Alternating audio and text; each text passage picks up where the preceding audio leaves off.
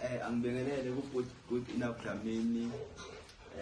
Ngithatha lethuba futhi sibonga ukuthi i-keyboard sikwazi ukufika eMthatha yokukhuluma naye iqiniso kaMthombeni. Siyabonga kakhulu bhuti nge-keyboard. Ngizocela ukuyithesta nje kancane uyizwe ukuthi hayi iyona ngempela i-300s.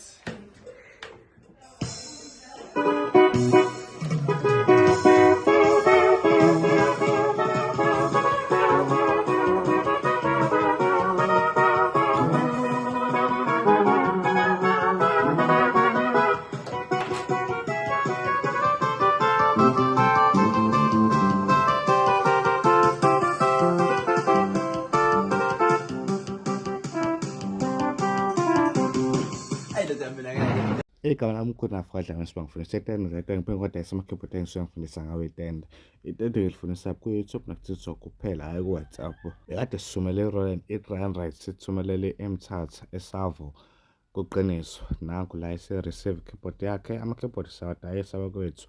Akhona ama-keyboard akhona njengamanje. Nayi inamba yami ithatha. Ongibuza kunafe iphi i-keyboard ekhona ngizobe sengitshela-ke mina-ke.